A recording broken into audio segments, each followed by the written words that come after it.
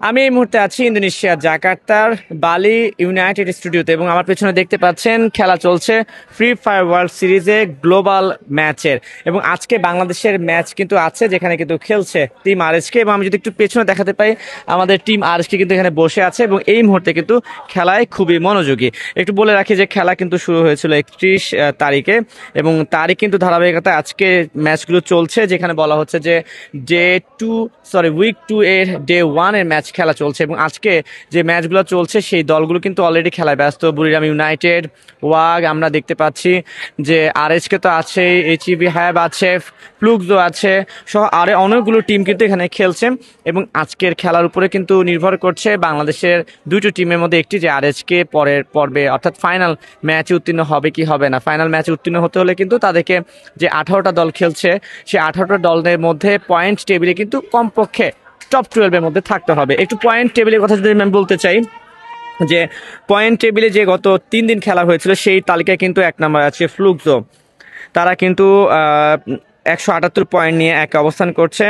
আর Q কিন্তু রয়েছে 173 নাম্বারে এবং পি স্পোর্টস রয়েছে 171। আর বাংলাদেশের টিমগুলোর কথা যদি বলতে চাই তাহলে আছে রেড হক্স, তারা কিন্তু টোটাল 72 পয়েন্ট নিয়ে এই মুহূর্তে 18টি দলের মধ্যে 15তম। এবং বাংলাদেশের রেড ক্লিফ কিন্তু 58 পয়েন্ট নিয়ে 17 নম্বর অবস্থান করছে। কিন্তু এখানে কিন্তু শেষ নয়, এখনও অনেক সুযোগ আছে উপরে ওঠার।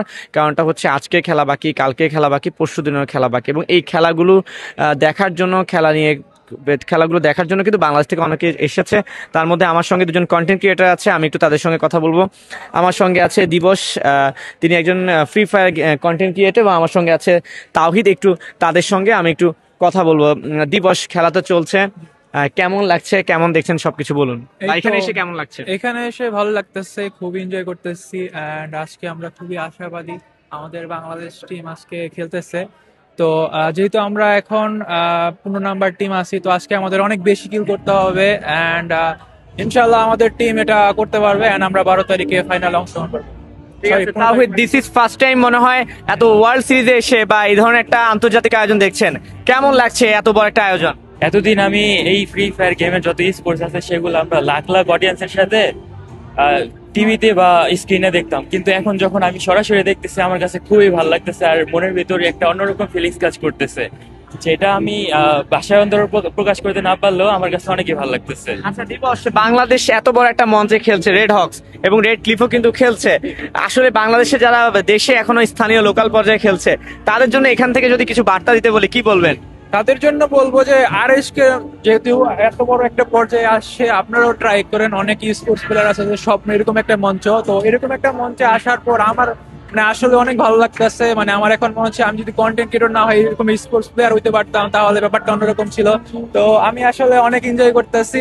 এন্ড আমি বলবো যে বাংলাদেশ যারা আছেন তারা স্পোর্টস খেলেন, র্যাঙ্কে না খেলে আপনারা স্পোর্টস ট্রাই করেন, এখানে আপনাদের একটা ভালো একটা ক্যারিয়ার করতে পারবেন। ঠিক আছে, আপনাদের দুজনকে অসংখ্য ধন্যবাদ। দর্শকদের বলে রাখছি যে দর্শক, আজকে কিন্তু বাংলাদেশের 6টা ম্যাচ আছে, 6টা ম্যাচের উপর ডিপেন্ড করবে পয়েন্ট। সে পয়েন্টের তালিকা নিয়েই কিন্তু হবে টোটাল 18টি দলের পয়েন্ট। আর আজকে হচ্ছে গ্রুপ এ বনাম গ্রুপ সি এর খেলা হচ্ছে, যেখানে 12টা দল কিন্তু খেলছে এবং আগামীকাল কিন্তু রেড ক্লিফের খেলাও আছে। আমরা যেহেতু জাকার্তায় আছি, প্রতিনিয়ত আপনাদেরকে সেই খেলার খোঁজ খবর জানাবো, প্লেয়ারদের রিয়াকশন তো অবশ্যই জানবেন। একই সঙ্গে এটা বলতে চাই যে এবারের ফ্রি ফায়ার ওয়ার্ল্ড সিরিজের ম্যাচগুলো কিন্তু আমরা সময়ের গল্পে পুরোটাই সরাসরি সম্প্রচার করছি, আপনারা চাইলে সেখান থেকেও ম্যাচগুলো উপভোগ করতে পারেন।